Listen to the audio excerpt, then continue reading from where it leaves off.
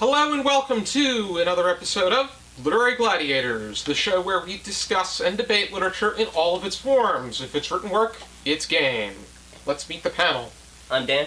Hi, I'm Jesi. And I'm Dominica. And I'm Josh. And it is great to have the three of you back on for the 13th season. Dominica has been involved in the taping of the 13th season. Jesi is taking part in her 7th season. It's really been that many. In a row. Oh my god. Dan is taking part in his 12th season in a row. I've been here since season 2. Yep, Yeah. season 2. And we are going to be discussing the very first work that Dominica has selected for our channel, and that is The Song of Achilles by Madeline Miller. First, I just want to explain a little bit about the book for the people that have never read it before. The Song of Achilles is basically a retelling of the Iliad from the point of when Achilles and Patroclus are younger and when they meet and how they bond and get as close as you see them in the Iliad itself. But the author herself said that she's like filling in blanks, and you could kind of consider it a bit of a fan fiction approach. But once they get to Troy, it's basically following the Iliad itself. So my discussion starter is, how familiar were you guys with the tale of Achilles and Patroclus before reading this? And do you feel like it being told from Patroclus's point of view that it altered the effectiveness of the tale of their legend? I'll be honest, this is the very first that I've really become acquainted with Patroclus's presence within Achilles' background. I read the Iliad for college, but he was such a vague supporting character that we really did not get his perspective. And I learned that there was a greater dynamic between the two of them. There was much more to the story between the two. Yeah, I thought it was, and I thought this book was very interesting coming from that point, because I read the Iliad, and reading this, I was thinking back on it, I personally found the Iliad rather difficult to get through, because every single person had to talk about every single person, and they're the daughter and son of this person, who's the daughter and son of that person, who's the daughter and son of this person. And it's like, I don't need all that. So I was like, maybe I wasn't remembering him correctly, but it turns out he was just a vague character. Yeah, and I was reading through, I found something online where the author was talking about how he was a vague character, but it goes as far back as Plato that these characters were more than friends, that they were lovers. Yes. And that it's interpreted that way by a lot of Greco-Roman historians. Yes. And so, after knowing that, it's like, this very enlightening kind of... Patroclus plays a very minor role in the Iliad itself, but if you take it for the way that, if you watch the movie Troy, which I have, not for this, but because I just wanted to watch it, it doesn't seem... Get it. Yeah, it doesn't seem to add up what the movie portrays, his sudden personality change when his cousin had died. It doesn't make any sense. Like, he's a very minor character, but if he was so minor in Achilles' life, why did he have such an adverse reaction to his death that even Zeus himself and Poseidon at the bottom of the sea had to be like, well, calm down? Well, it was also mentioned, too, that Achilles refused to allow his body to be burned in the normal way that they would dispose of a body. They put things in the eye for the rubber stamp. Yeah, he and kept they his body in his room, wouldn't leave it, slept mourned on it, wouldn't over eat, it. he wouldn't do anything. He basically was wasting away. And that's Which is a little creepy, by the way. A little bit, but at the same time, it kind of shows you. But that's the thing. It's like, it would. Not that I've ever had anybody horribly close to me die, but I would imagine that if somebody that you're close to, mother, father, lover, child, whoever, you're not going to want to see them go. No. And keeping them around is going to kind of help you mourn or prolong mourning or however. And I think that's what this showed, was him, not ready to let go of somebody that he cared about very, very much. And I mean, even if it was, even benefit of the doubt or whatever, if they weren't lovers, it was just a cousin, you know, if they grew up together, being that close, it's gonna be hard. Yeah. What I will say, though, is So- I think that it was pretty weird just the way that they had Patroclus narrating after his death, having his corpse. Well, I don't remember if you guys, well, you particularly, because you did read the Iliad, he is seen as a phantom in Achilles' mind when he actually is speaking with him. And I actually never read the Iliad, so I've got like I haven't. So it can make but sense. he's seen as like an apparition, and if you have ever read the Odyssey, on Odysseus' way home, the 10-year journey that it takes him to get home, he meets up with Achilles again as an apparition, as a spirit. So that's kind of how I had it. And since Thetis is, you know, she's a goddess, she could see Patroclus. I think they should have sorted it out better, though. I do believe that as well. I think that as far as writing strategy is concerned, maybe do it in italics or as opposed, because it melded it melded as if it was, when you're speaking as a spirit, you have a different kind of voice. Yeah, in my mind. Like I read a more simplified version. I didn't find the whole book anywhere. But yeah, it did have that part where like it starts talking like after his death, and I was like, wait, didn't he just die? But the simplified version I had actually changed the way it was written. Like it was written more boldly than it was before. So I was like, okay, so this is where he's dead and talking after his death.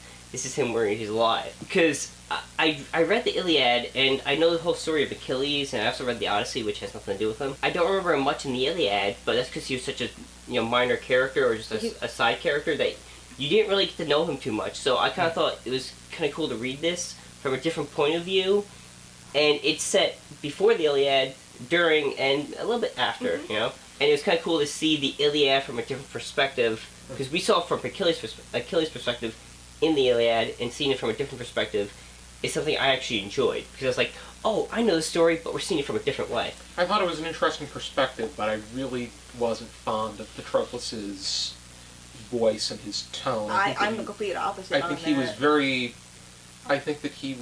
very over the top and dramatic. What? It's a book. How it has his tone. I think that has a lot to do with the fact that I agree with what you're saying, but more so because so she wrote it based in the heroic times. It took her 10 years to write it. It took her 5 years technically, because she wrote it and then scrapped the whole thing and then rewrote it. But anyway, so she wrote it in the heroic era. All right, and I mean, I don't know what you guys got out of the Iliad, but personally, I feel like the Iliad is overly dramatic about very silly things. Just those mythological characters are very reminiscent to, they could be on their own Real Housewives show. That would be interesting. The Real Housewives. And if you're thinking about like Homer and all the Real Housewives people wrote the things, that's how they wrote. What is it? Like Homer, like you mentioned, like the Iliad seems very dramatic and stuff. But that's how it was written, and that's why I think this wrote. was written in almost in that effect, because that's how the Iliad was written, and she's trying to put you back, instead of writing it more modernly, she's trying to give you a heroic story in the way that it was written. Yeah, it feels like Homer wrote a sequel or a side story to it. Well, she's trying to keep the values the same too, where, nowadays if you are given the choice, live a long life and have no honor, but you'll be happy, versus live a short life but be remembered forever. Back then, that was no choice. When you're Greek and you're back then, that's the only thing you could do. You die with honor, or you die that's the only thing that you cared about. Whereas nowadays, that's not exactly how we would choose it. But the point that I got out of the book was that even though they both died in the end, just look at what we're doing right now. We're talking about them. We're living on just like Achilles wanted to, with Patroclus in his urn together forever. We're still doing it. They succeeded. Though I think that last line was a bit... I don't remember it. I was going to say, I don't remember the last line. I think it should have concentrated more on the ashes than the urns. Yes. But I agree, yes. It was... But the thing and is... I quote, In the darkness, two shadows, reaching through the hopeless heavy dusk, their hands met, and light spills in a flood like 100 golden urns pouring out of the sun. But Yeah. someone pointed out, and maybe that wasn't the point, but somebody pointed out that the first word of the book is my, and the second word of the book is son. My son. Achilles. Oh. Bright, gold, sun. I don't know if that's the point or Yeah. not. And an urn may be golden, but to me, urn It's a is... Yeah, urn is cling, cling, cling, cling, cling. Yeah. Ashes meld together. Mm-hmm. So I think that would have done more to describe the reuniting of Achilles and Patroclus. Well, maybe she was trying to point it more toward the mortality that both of them had. And it's not about the ashes or even about the physical being of the urn that you're in. It's where you're going to go in the afterlife, which is, they get back together. My friend Yeah, gave me I this. think like what they call it, the afterlife is Elysium. Yeah. If you were a good person, you went to Yeah. Elysium. If you were a bad person, you went to Hades. Well, my friend gave me this book a couple of years ago, and I tried reading it several times, and I only ever got to the halfway point. And mostly because I'm a writer myself, and I personally thought that Patroclus's voice was very poetic, and I was really kind of in a way jealous of it, and I was like, oh my god, I'm never going to be able to write this beautifully. But then once I got past that halfway point, when they were on the ship on the way to Troy, I was like, there's a couple of things that are just getting a little bit weird for me, and then it just got kind of worse and worse and worse, and now I can't even view the book the same anymore because of the couple of points that just stick out as I can't. And one of the challenges for something like this is Miller has to abide by the traditions and keep everything intact. I think that the approach that she was probably looking to take with this was the romantic element, specifically between Patroclus and Achilles. Yeah, she said she wanted to show how they fell in love and why Achilles reacted the way he did. Like, she wanted to explain why he basically lost his mind and nearly turned the tide of the whole entire war in like an hour. She said she just wanted to fill in the blanks and explain it. Well, she had a lot of blanks to fill because She the did, way and I I don't feel like felt she about filled them all. Yeah, and the way I felt about the Iliad too is that like you have this very vague character that's mentioned like what twice, and then all of a sudden he's dressed as Achilles and leading to battle, and it's like, whoa, hold on, this is a major issue. Like this random character just does this. It's like you're reading about like the World War II or something, and it's like, oh, we mentioned this guy over here, and then suddenly the whole world, like it's like I feel like we should have had more. I do trust Madeline backstory. Miller's decision making though because of her background. She is her background is in classical and Greek studies. I do have to say, and I don't mean this in a mean way or anything, but she says that what first got her interested in the viewpoint was after her mother to her as a child read her the Iliad, and I cannot see a mother reading their small child the Iliad. I mean, And- maybe it'll push them to sleep because it's so wordy.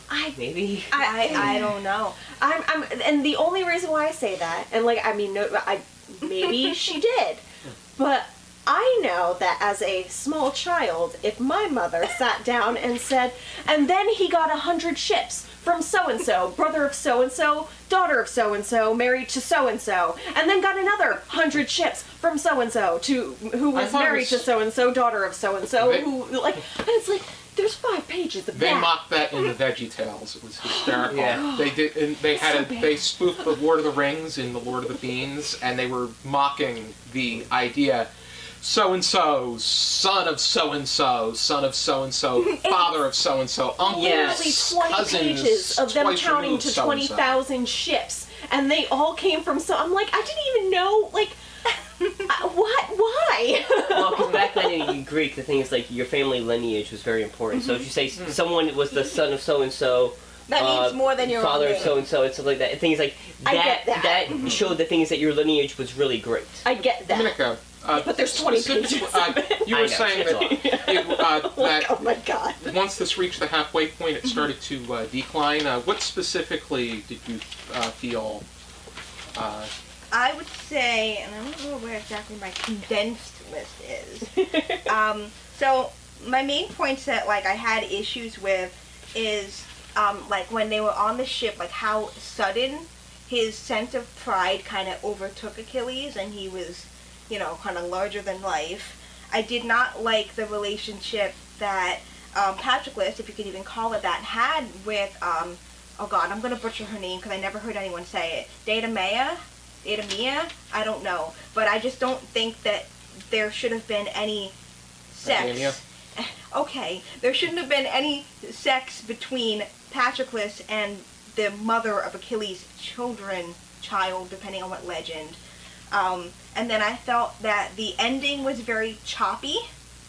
Like, you spend so long being very intimate with these two characters, and then you get to the ending, and it's just time skip, slow time skip, and it's so choppy. It was almost like she couldn't decide on a scene. And then Hector's death, which was this huge thing that they were focusing on, got like this little section, and I felt like that did the whole book a disservice. It did seem a little bit awkward It because of, I think that as it progressed, it became more about I think she was making sure that she hit all the points as far as to tie it into the Iliad. Yeah, to tie it into the. I mean, to me, it kind of made sense that he got more prideful. Because if you think about it, he's a warrior going into battle, and it's like he's building it up, and I mean, he knows, like, or at least I'm under the impression that he knows that the prophecy is that he dies in Troy. So it's like you're facing your own death, and you know you're going to. Yeah, so you kind of almost have to get a mentality that you're going into battle to die. And so you have to become a little bit more arrogant and prideful, and at least in my opinion. No, I agree. I just felt like it was very, very sudden, and that if he was going to start to show those kinds of traits, that Patroclus should have maybe picked up on it a little sooner, instead of it just being that sudden. Like, I know he was 16, and everyone was like, oh my god, this is the Greek that's going to save us, and that probably could go to your head, and I get that, but it was just so sudden that as from a writer's perspective, I was like, where's the build-up? So the reason why I felt like it didn't really need a build-up, and like I get what you're saying, because I write too, so like I understand. But at the same time, I felt like that suddenness is what made it so important, because but it wasn't reacted to like that. Patroclus kind of just let it happen. And I feel like his reaction to it should have been, eventually he was kind of like, who is this man? But not in the beginning. It was kind of just like, okay. But, I mean, looking at it from, looking at it from Achilles' point of view, again, he's going to his death. He's not going to slowly build up anything. He's got to change his mentality. He's got to change it now, or he ain't doing what he's supposed to be doing. But then explain that. Have them have a conversation about it. Like, that's how I feel about it. I don't know. I mean, like, I know they were on a ship on the way to a war, but you'd think with how much that they talk and spend time with each other and, are best friends, it just didn't match up, that they wouldn't have discussed. I agree that if she wanted to keep the romantic aspect of it, they would have had an intimate conversation. But from the aspect of they're going into battle and these are men trying to get hyped up, they're not going to have an intimate discussion. But I agree. Like, it's almost like she couldn't decide if it was going to continue being a romantic story or if it was going to be a fighting story or a battle story. And I also didn't like the relationship that Patroclus had, and again, I'm probably going to butcher the name, Briseis? Her name? Yeah, I didn't. Okay, I didn't like his relationship with her, especially the fact that they ended up kissing at the end, because she spends, the whole first half of the book building these two lovers up, and then just, oh yeah, I guess she's good too. Yeah, if Achilles wasn't here, I'd probably just marry her and we had kids. Well, that's how it was for most Greeks. I think it's they had I male and female don't like lovers. it.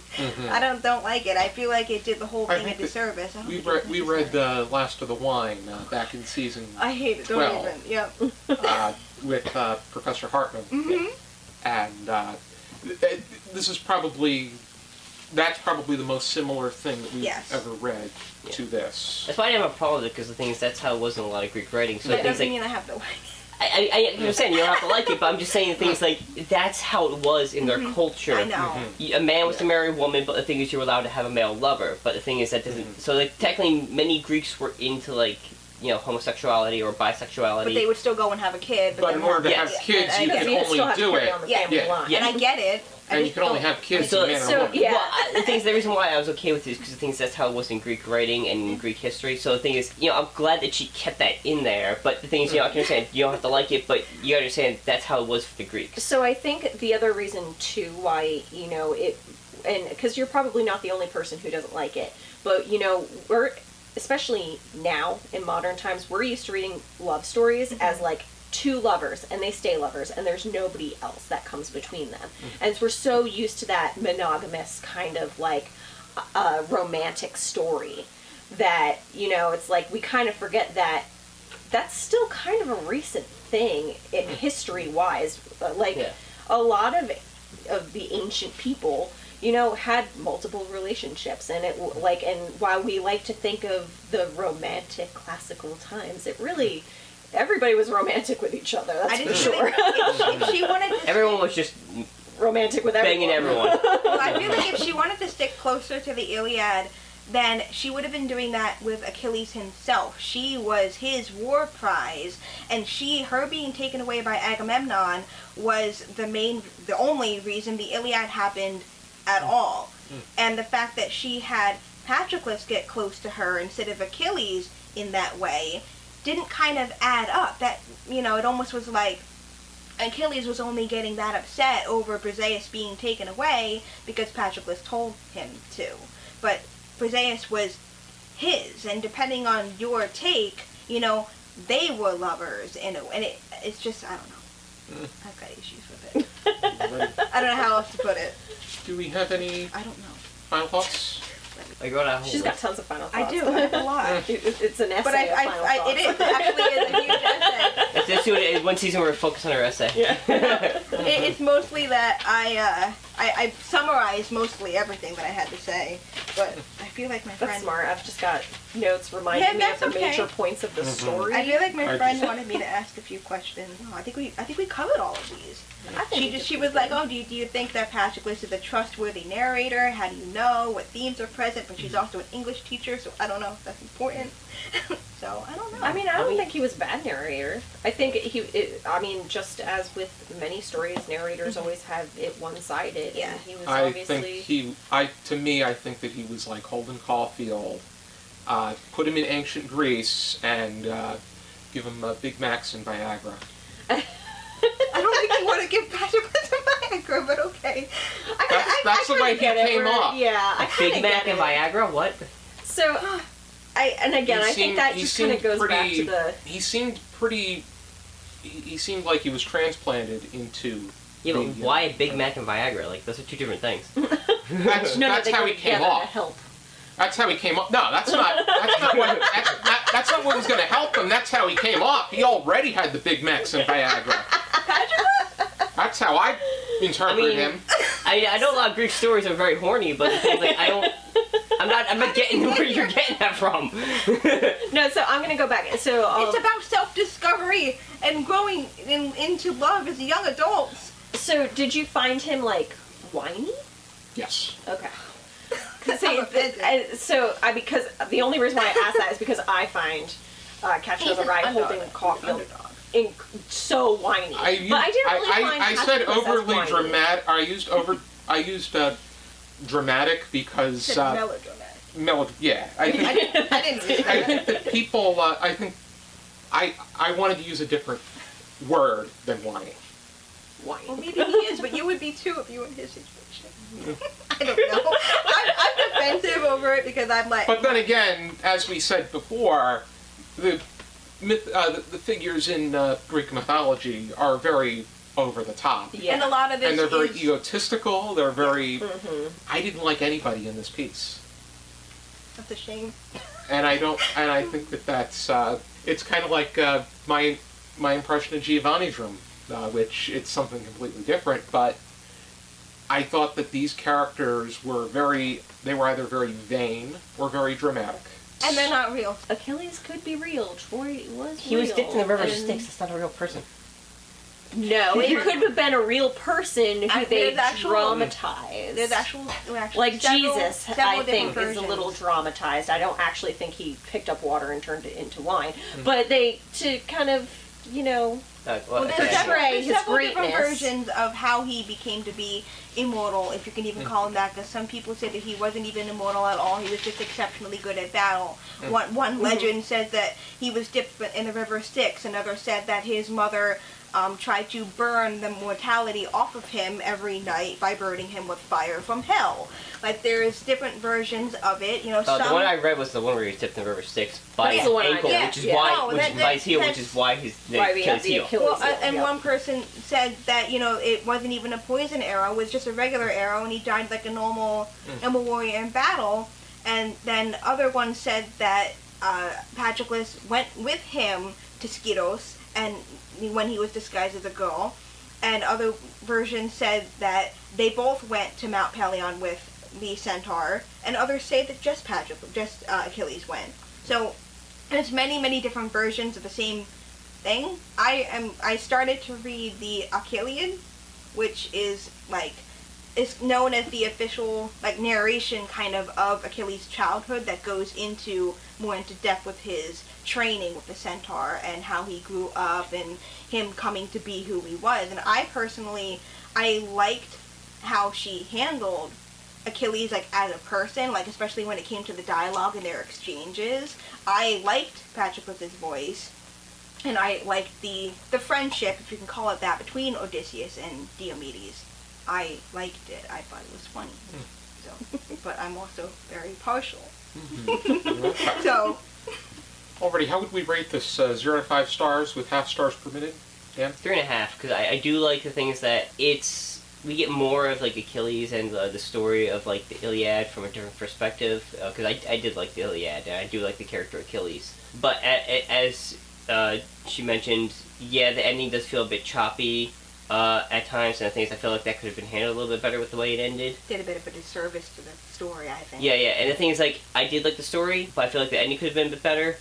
And the thing is, I do understand all the Greek references, and the thing is, I do like these characters, and the thing is, I felt that it was a pretty good book, yeah. What did Jesi? I'm gonna go 3.5 as well. Actually, I really liked the different perspective. I'm glad that I got to read it. It's not something I would have probably picked up on my own, as much as I enjoyed the Iliad once I get past all the fun parts. So it does add that different perspective, which I really enjoyed.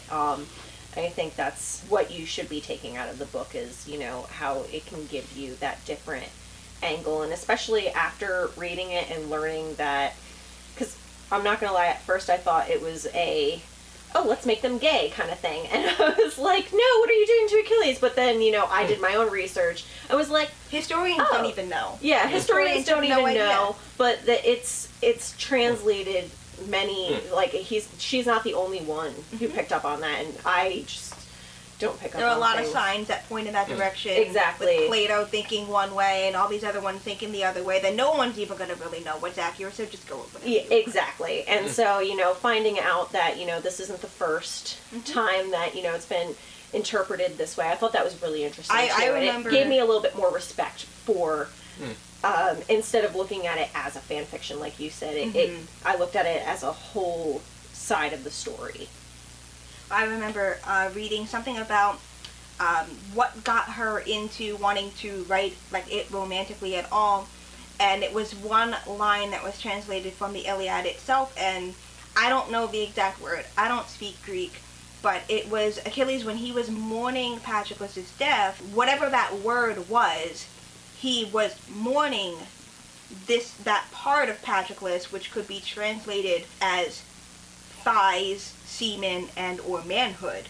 And nobody knows what translation they mean, but that was what Achilles was mourning the loss of. This Maybe his junk is what he's talking that's what man. But no one knows. No one knows, because that translation means all of those things, so nobody knows. So that's what she took when she was trying to build this, was why would Achilles be missing this part? Or what if they were, what if this happened? What if that happened? And so she kind of built it up from there. I believe that she did thank her brother or some family member for growing up with her and suffering under all of her Achilles fan fictions, and thank you for putting up with my all of my work growing up.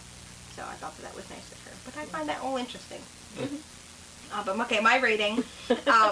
Originally, I was, back when I first started reading it, about halfway through, I was like, oh my god, this is totally a 5 for me. It's like, it's totally my style. I love it. And then I kept going, and I was like, okay, I can't. Okay, it's a 4.5. And as we're just talking about it, I'm like, I'm probably going to bump it down to a 4 out of 5 for me, because while it is my style, there are too many points where I have issues to get it past that. I know I did mention them, but I've got a lot of things that I can't overcome that, as a writer, just seem like it could have been handled better. I guess that's it. I'm giving it a 2. Oh, Oh, wow. I think there was a lot of hype for this. There are a lot of people that have given this rave ratings, and it especially became popular through Book Talk, because allegedly crying over a book will help drive up sales. But it is very popular on social media. yes, and I respect what Madeline Miller put into this and her background and her research. However, I don't think that this did a good job making me engaged in Greek mythology. I think that it concentrated a lot on the very melodramatic aspects to this piece. I think that it missed the mark on various ends as far as being able to concentrate on the mythological aspects, but at the same time being able to put together a relatively good story. I didn't like the characters. It was interesting that Patroclus had a voice, but I just was not a fan of the execution of that voice. I regarded it more like a coming to age kind of, I'm going to fall in love with you, but I know you're going to die. Little did he know that he was going to die first. Like, they don't... That's kind of how I ended up viewing it. It was a tragic love story told from the partner that dies first, that no one really might not even know the name of outside of, Just curious, Josh, what would you rate the Iliad, though? I really... You can tell me I off feel camera like if you that's want. not a fair question. Yeah, That is a very different story. Yeah, it's a very... I mean, it's kind of the same story, though. It's No, the it is same the same story. story. It's very Different dense. story. I was Yeah. explaining to Dan before the session that, like, if this is the timeline for the Song of Achilles, the Iliad starts here. So you have all of this that's in the Song of Achilles, but the Trojan War itself in the Iliad takes place only at the 10th year. So they had 9 years on the same exact battlefield fighting the same exact war. I would lose my mind. Yeah, I know. I think that there are interesting aspects within the Iliad, but just the way that it's worded and the things that they the details that they concentrate on are a little bit Much. Yeah, they're much. I thought it was organizing. It's like trying to run a marathon through molasses swamp. I enjoyed it. Up to a certain point. I've told people, I'm like, I love the story of Troy very much. It is just an exciting story for me. But when you actually sit down and read the Iliad, and if you actually sit down and just take out the points, like, to get through the story and leave out all the other fluff, it could easily be a short story. Oh, yeah. But it's this massive book. For entertainment back in the day. It's painful. Like what I say is, like, that's why there's, like, summarized versions, like shorter versions for people to read. Movies with Brad Pitt. What I will say that I That's like, accurate. I do like the fact got Brad Pitt. I like the fact that Madeline Miller does summarize each of the characters in the back of the book. What I think that she should do, though, is also incorporate names of the characters in the front of the book. Maybe not the in-depth details, but enough to know who was who. I kind of went into it having a little bit. I read part of it before, so I kind of knew what to expect this time, reading it all the way through, so I wasn't, that bad off. I was playing, again, still Assassin's Creed Odyssey, so I'm in the middle of Greek, and I'm going to these places that they mentioned. I'm fighting on the same battlefields, I'm seeing all these things, learning about the culture, so I'm not as far off as somebody going in new and fresh. I liked it because I actually liked that war. So I think during that No, time, I mean the war was that's what was fine. Anyway, sorry. But I will say that this is I don't think that this is for people that have background information on Greek mythology. I don't think that this is a good place to get into. I agree Greek with you because I don't know about other copies of the Iliad, but my copy of the Iliad has every single character, And there's a quick bio, and again, it's just a lot of And pages. Patroclus might not get that much, and yet you have the main character here. But we know who he's the son of. I'm just saying. But yeah, so I was like, she could have done like a little prelude with that, and it would have made things a little less confusing for people like me who look at Greek names and go, "What?" Yeah, I will admit. If your name isn't Zeus, I don't know who you are. I mean, I'm a big fan of Greek mythology and Greek history and stuff like that, but I cannot pronounce names correctly at all. No. Like Hector, I can pronounce that. I can pronounce Paris. I can pronounce Achilles because like, I heard that plenty of times. I can't even name Odysseus. all the 12 major gods, but the thing is, I cannot pronounce. Diomedes, Odysseus, Agamemnon. Agamemnon. His daughter that he sacrificed. Nope. I think got there's nothing names there. that we're familiar with too, because Achilles we And the know Achilles heel. because Achilles Yeah. tendon. Well, I mean, we grew up hearing and those Agamemnon names we've too, heard so. a lot anyhow. I honestly, before I even knew that this story existed, I didn't know who Patroclus was, or what he did, or that because he died, the Trojan War finally, started to end after 10 years, so... I mean, I liked the part that he was being told, don't kill Hector, but they still didn't know what was going to happen after they did. They just always assumed Achilles was going to be the one to die first. And they had no idea that Patroclus was going to die. And I thought that, even though that does happen in the Iliad, not as intimately as, she portrays it. Patroclus also doesn't have that divine lineage. No. No? So it's like, that's why, so you have this prophecy about Achilles, and from what I understand, it doesn't include anybody else. It's just Achilles dies after he kills Hector. It's basically, you're going to live, if you go to war, you're going to live a very, very, very short life, but you will go down in honor. And if you don't go, then you will live to be very old, but no one will know who you are. And so he chose what he chose and went off to war, and then the rest was literally history.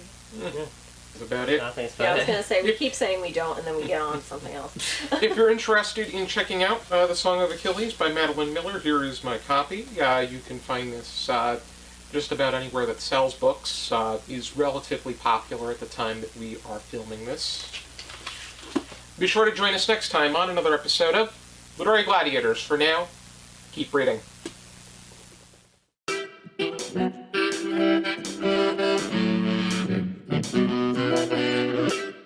Thank you.